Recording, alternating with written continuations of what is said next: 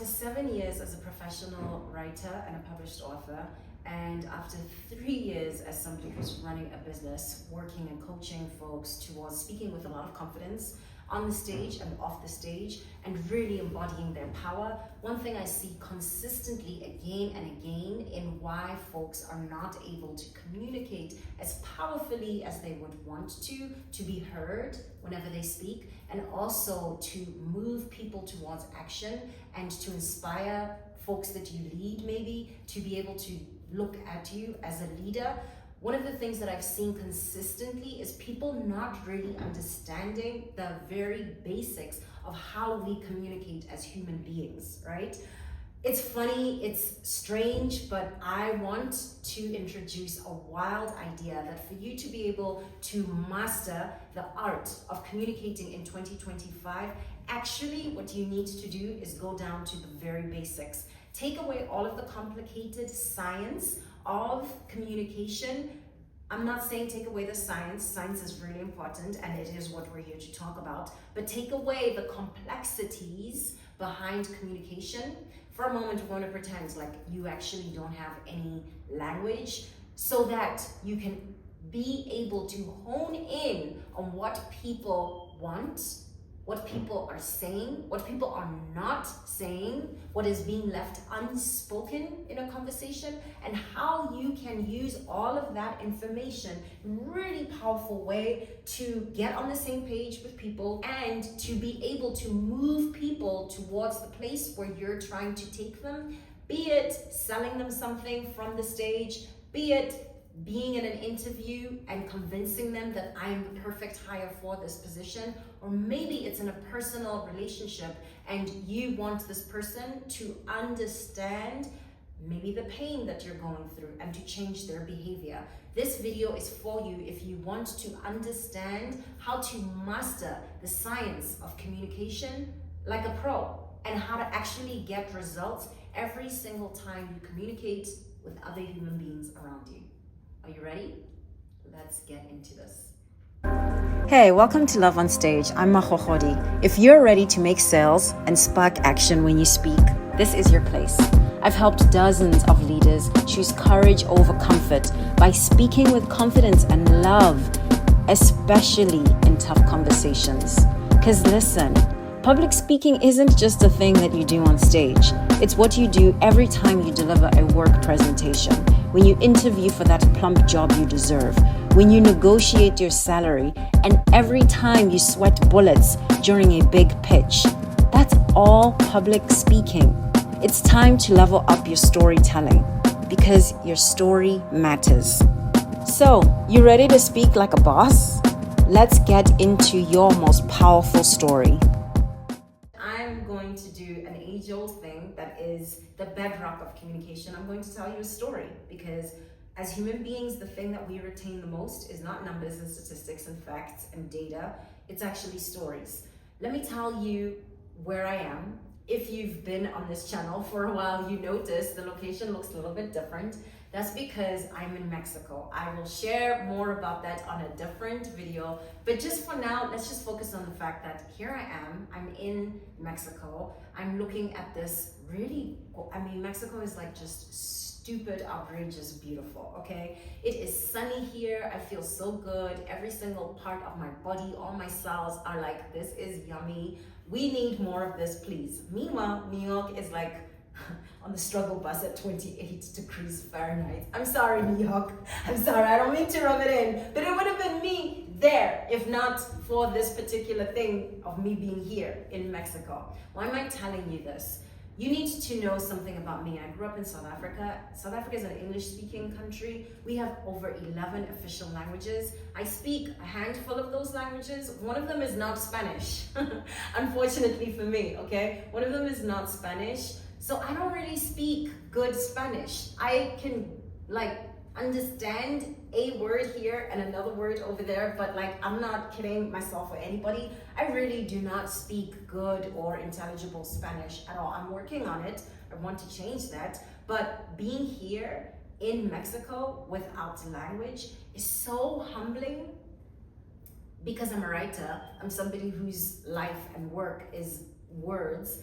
but also because it forces me to get to the brass tactics of what does it mean to communicate with another human being. When you don't have words, and you might have had this experience as well while you're traveling somewhere where they don't speak your primary language, how do you communicate with people on the other side, right? For me, the things that I lean on, and it's not just for me, this is what human beings do when they don't have language in common. We use our eye contact, we use our body language, we use our space relationship, so our relationship to space and how we move about. We also use our vibe, like the thing that we feel inside when that person enters a room. And this is something you definitely don't need to be in a foreign country to understand. We just exited the holidays. How many times were you in a room with somebody and the mood completely changed because that somebody either moved into the room or moved out of the room, right? Something about the vibe is a word that you could use, the feeling, tone of everybody's body, it shifted because of who entered or exited the room. All that is part of how we communicate and the information that we're imparting to other human beings before we even open our mouths. For me, being here in Mexico, in a country that is Spanish speaking, when I don't speak Spanish, all of these non-verbal cues and ways of communicating, that's how I am navigating my day-to-day and making sense of meaning and what my world is. Yes, I have Google Translate, we'll get to that, but I want you to think really, really critically about these things and how you use them in your day-to-day to communicate with other human beings. Again, eye contact, your body language and reading their body language, space and relationship to space. This one tricked me a little bit because I was like, what does that mean? What is, like, by the way, this is all stuff that's in science, it's in data, right? It's like neurologists study this. When we're talking about the science of communication, it is a confluence of neuroscience, linguistics, psychology, a bunch of other like really smart sounding faculties. All of those things come together and they create what is called the science of communication, interpersonal communication. I'm not just pulling this out of nowhere. And in this science, the ways that human beings communicate that are nonverbal are so powerful. In fact, 70% of how human beings communicate with each other is nonverbal. It's leaning on eye contact, body language, space, how is space used, and also vibe, like what kind of emotion and vibe. I'm sorry to overuse that word, but I think you understand what I mean. The kind of emotion that somebody elicits and communicates with you without opening their mouth.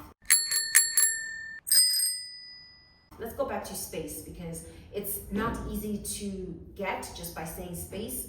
I want you to think about what it means when somebody gets way deep into your space without saying anything. When somebody, you may be maybe on the subway, this has happened to me so many times, and the subway is tight, it's rush hour, and everybody is on top of each other. But you do know the difference when someone violates your personal space on the subway. Do you not? I bet you do. Because it's not just that the subway is completely tight and everybody is jostling for a little bit of room to be on that subway and to hold on as it's moving. There's a way that sometimes somebody moves a little bit too close and they want to be all up in your space, maybe like right up against your face. That person is communicating something, and it's probably something that's a little bit aggressive about who they are and the conversation that they're having with you. So when you think about space, I want you to think about that. I also want you to think about culture, because different cultures have very many different ways of understanding what is personal space, how much personal space do we need between us, and how do we communicate intimacy. In some cultures, it's completely normal for people to hold hands who are not in an intimate relationship with one another. Sometimes people of the same sex, right? So space, that is definitely one of the ways in which we communicate with other human beings. All right, now, knowing that 70% of the conversations that we have and communication, that 70% of communication happens outside of verbal cues. I want you, in mastering the science of communication for 2025, I want you to think of every single conversation that you have in this particular way. I want you to strip away the things that are being said, the language, right? Like blah, blah, blah, blah, blah, blah, blah, blah, blah, blah, blah. I want blah, blah, blah, blah, blah, blah, blah, blah, blah. Did you hear this? Take all of that away and think for a moment when you're in that conversation about these particular cues that let us know what somebody is trying to communicate without using words. In other words, this is a toolkit. How do you discern what is actually being communicated that the person might not have the courage to be able to say out loud, or maybe the person is trying to, I don't know, be really diplomatic. And in workplaces, this is often the case. Corporate speak is a whole thing. It's kind of a bizarre thing, I will say, right? People don't always say what they mean and mean what they say, but you can always, 100% rely on the non-verbal cues. You can go back to this toolkit and decide for yourself what is actually being communicated that the person is not saying. All right? So I want you to think about that toolkit, but alongside the toolkit, I want you to think about something else. I'm going to introduce this other idea and concept. And again, it's from the science of communication, which is that when human beings are talking to one another, there are 3 different levels of actual conversation. We could be talking and trying to get information across to one another. So that's where something like Google Translate comes in play. Yesterday here in Mexico, I went to my nails, honey. These are so, they're so beaten up, they are so tired. It's time for me to get my nails done, and I went to a place that I'm super excited to get my nails done. She does not speak English. I did not walk in with the assumption that she speaks English, but I don't speak Spanish. So how did we come to an arrangement? Like, I have an appointment, I know what to expect, she knows what to expect of me. How did all this happen? Duh, Google Translate. We had an entire conversation that was all around Google Translate. And that is like the perfect moment to understand what does it mean when we're just trying to get information across from one another. The mistake we make as human beings is we think that a lot or all conversations are just about an exchange of information. If you've ever been in a relationship with a human being, you know that that's not what conversation is, right? There's all these other levels. And the other levels are communicating feeling and communicating meaning. This is where things get like both yummy, juicy, but also, let's be honest, like super hairy, super complicated. This is where it is so easy for us to break down into miscommunication and into crazy land relationships wise, okay? And this is where I really want you to lean on your toolkit. What do I mean by this?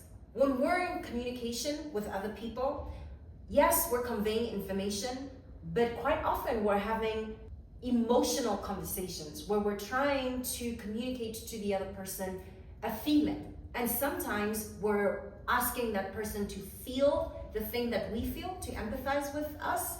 Sometimes we want that person to understand the feeling that we're in and to just be there with us, like take a beat and just understand this is what the feeling is.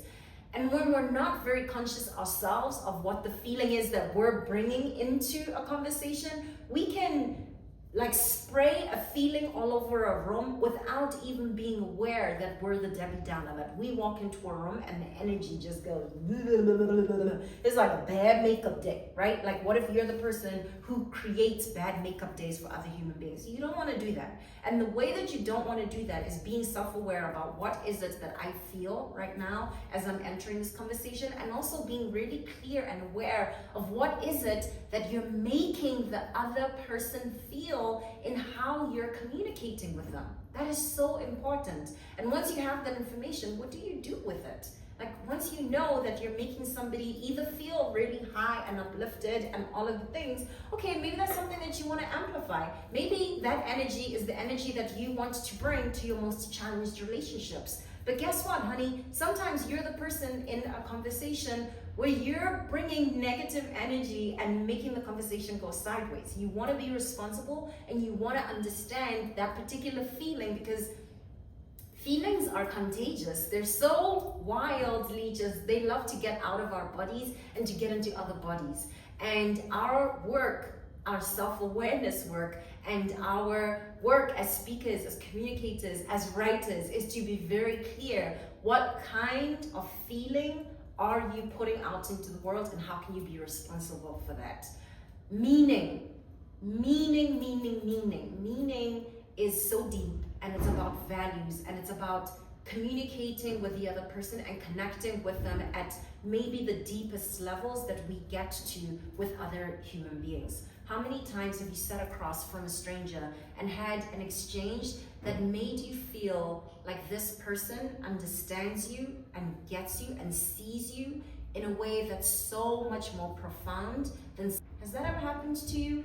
Because I live for these moments and conversations with other human beings where I feel like we're having an exchange and we're hitting a connection level that is so bone deep. We're getting to that family level like this, like just through conversation and through being honest with one another, right? And that's that level of conversation that's about meaning. That's that level of conversation that's about, this is what life on earth has been for me. Let me share that. Let me show you who I am and what it is I carry on these shoulders. Like when you see me, here's the things that you might not see. When you see this pretty laid out YouTube, okay? When we're in that deep conversation and it's a conversation about meaning, I'm here to share with you. Here's all of the guts. Here's all of the glory. But honey, here's also all the messy business that will not show up in perfect lighting on a YouTube channel. Do you understand what I'm saying? I really want you not only to experience that kind of meaningful conversation with people you care the most about, but to learn how to cultivate that kind of conversation with whoever you walk into a room with, right? And the way that you do that is by asking questions, by being really curious. But the most powerful way that you do it, in addition to asking open-ended questions, is by sharing the truth about who you are. It's about being honest and vulnerable. I know that word again, that V word. It seems like every single catchy phrase starts with a V word. Vulnerability is so powerful. Brene Brown, like, she's not messing around on her research.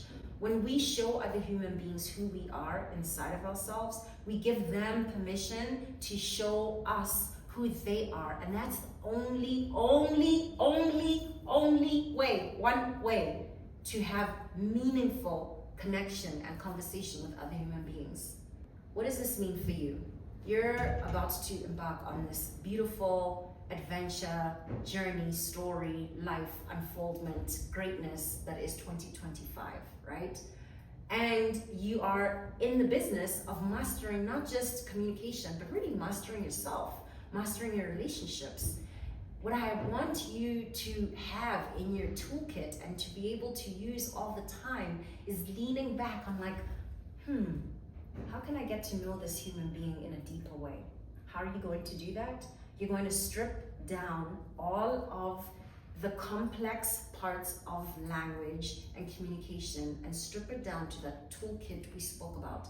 Pretend you don't speak the same language. Rely on the 70% of nonverbal cues that we use to communicate with other people. Eye contact, body language, space and relationship to space, and vibes. What kind of emotion are you putting into the space? What kind of emotion are they putting into the space? And then I want you to be really curious to make sure that you understand which level of conversation you're having. Is it an exchange of information? Is it an exchange of feelings? Is this person trying to tell you something about how they feel? Do they just want your empathy and your ears? And number three, is there an opportunity for you to have a more meaningful conversation? And you're going to get there again by asking questions so that you clarify and you understand what kind of conversation you're having, but also, and most importantly, by being honest, by being open, by sharing something vulnerable about yourself. I hope that this toolkit has been useful for you. I really want to see you thrive in 2025. And I want to see you thrive not just when you're doing big, bold, beautiful things, right, that look like winning, but I really want you in the smallest private moments of your life to be using this kind of toolkit so that you can have the richest experience of what it means to be alive. I'll tell you, for me, I am so motivated and inspired, and it's the most meaningful thing in my personal communication style right now is mastering the way that I communicate with my husband. And it is definitely a lifelong conversation that we're going to have. That's part of what being in a partnership with somebody is, right? We're partnered for good. And it's a place where I see so much room for myself to show up and to use all of this toolkit. Let me tell you something, okay? That is a place where it is an opportunity for me to use this toolkit and to walk the talk. It's so easy for me to sit here and to share some of the things that have actually been very effective for me, some of the things that I've shared with other folks, especially leaders, where I've said, you might want to try X, Y, Z, and see those things materialize, like create cultures of thriving at workplaces, right? Help leaders. I mean, like, some of the most meaningful work that I've done recently has been anti-racist work, and seeing leaders kind of get like aha moments. But funny enough, the anti-racist work is not so much about like race and racism. It's like, how do you be a better human being? How do you talk to human beings in a more humane way? And how do you see other human beings in a fully humane way? All of this stuff, like I'm saying, it's so gratifying to see it out in the world and to put it out like this. But I am such a student, and the place where I feel most challenged, where I feel like, God, girl, you got work to do, is when I'm talking to my husband, because like, heat of the moment, right? Like, he says things that I'm like, I cannot believe, like, is you crazy? How could you say that? How could you think that? But then I have to go back to this particular toolkit. What are the things that he is trying to say that I can hear without words being spoken? What are some of the ways that I may be responsible for nasty energy in this conversation? Can I take responsibility for that? And then number two, like that second bit of the toolkit, asking questions. Okay, so what do you mean by that? And can we have a more meaningful conversation from this? Can we use this moment that might be a challenging moment to see each other in a deeper way, to hold each other to the light and see each other more in that fashion? I hope that this has been useful. It is always, always, always so wonderful to see you here. Thank you for subscribing. Thank you for liking. I would love to know in comments what feels of the different ways that people communicate that are nonverbal. I'd love to hear from you. What do you find as the most powerful way of communicating that is nonverbal? Is it eye contact? Is it body language? I'm really good at reading people's body language. Or maybe you understand space really well and you can very quickly discern this person's probably from this culture or that culture because of how they relate to interpersonal space. Or maybe you're a vibe person, right? Like if you're anything like me, like you're really attuned to the energies that people bring in and out of rooms. And that is the information that you use to be able to understand what kind of conversation are we having here. I want to hear what's the most powerful non-verbal cue that you use every day that you lean on to communicate. Thank you for being here. Bye.